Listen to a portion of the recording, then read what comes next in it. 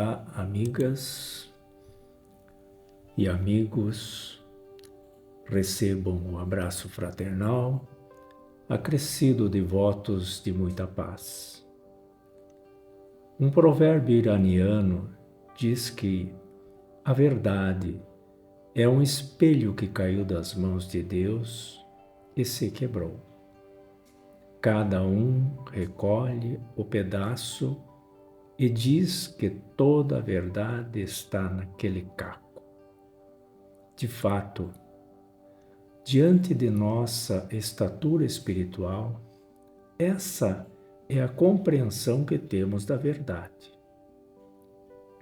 Cada um mostrando sua versão dela conforme seu entendimento.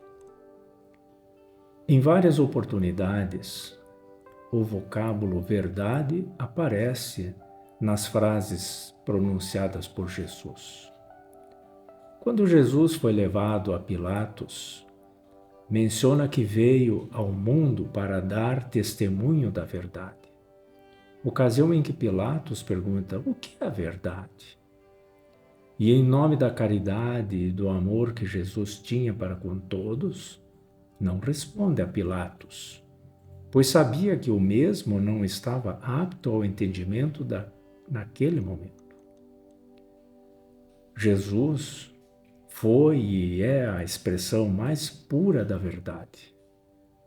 Por certo, sua vida, pelo menos nos 3 anos em que passou a ser conhecido e registrado pelos apóstolos e evangelistas, agia com imparcialidade, com amor, mostrando dessa forma seu entendimento da verdade com aqueles que o procuravam. Quantos não receberam dele as curas dos seus males físicos e espirituais, expressando o seu verdadeiro sentimento de amor? Paulo, em sua epístola aos Efésios, escreveu que, antes, seguindo a verdade em caridade, cresçamos em tudo naquele que é a cabeça, Cristo.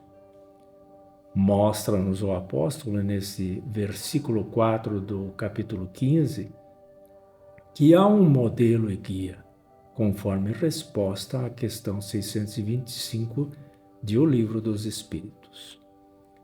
Não há outra referência a não ser o Cristo, que com seus exemplos nos deixou enorme bagagem de conhecimentos acerca de como atuar através dessa verdade que é o amor na sua maior expressão.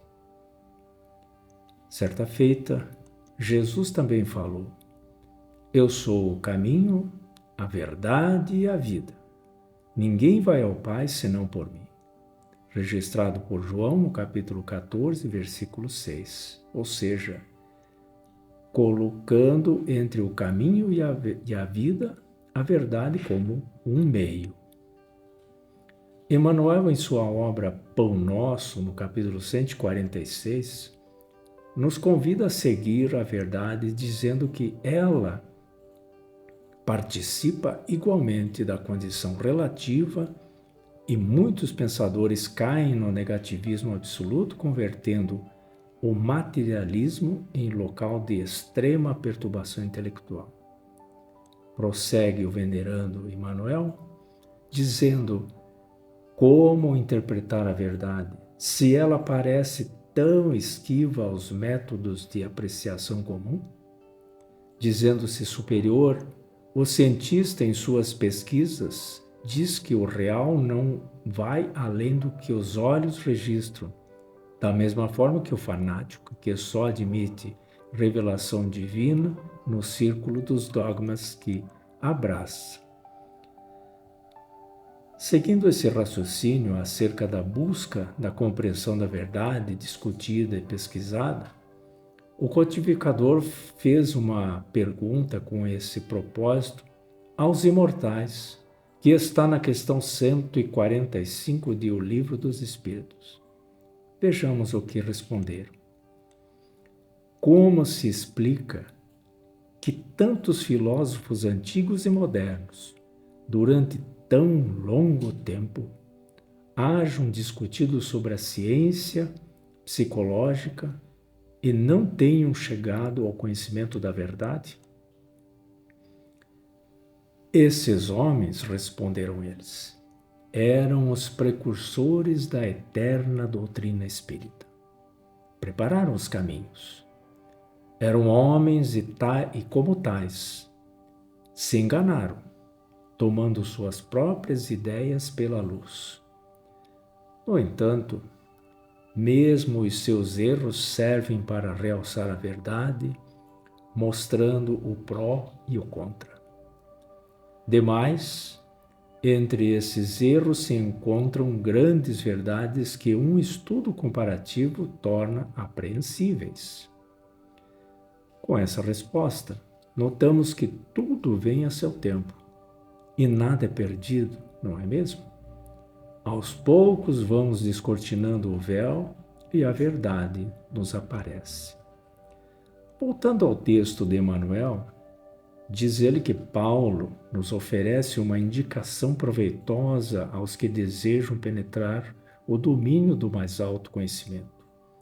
É necessário, diz ele, seguir a verdade em caridade, sem o propósito de dar limites a ela. Prossegue Emmanuel dizendo que necessitamos converter em amor os ensinamentos nobres recebidos. Verdade somada com caridade apresenta o progresso espiritual por resultante esforço. Necessitamos crescer em tudo o que a experiência nos ofereça de útil e belo para a eternidade, como Cristo, mas não conseguiremos a realização sem transformarmos diariamente a pequena parcela de verdade possuída por nós em amor aos semelhantes. A compreensão pede realidade, tanto quanto a realidade pede compreensão. Sejamos, pois, verdadeiros, mas sejamos bons. João, no capítulo 8, versículo 32, registrou a seguinte frase de Jesus: Conhecereis a verdade, e a verdade vos libertará. A verdade atrelada à prática da caridade é o que nossa veneranda doutrina nos ensina e está registrada na seguinte frase: fora da caridade não há salvação. Para que entendamos a expressão maior sobre a caridade, vamos encontrar no capítulo 15 de O Evangelho segundo o Espiritismo, item 6, onde Allan Kardec nos apresenta a caridade como Paulo de Tarso a entendia. Vejamos. Ainda que eu falasse todas as línguas dos homens e a língua dos próprios anjos, se eu não tiver caridade, serei como um metal que soa, um sino que retine.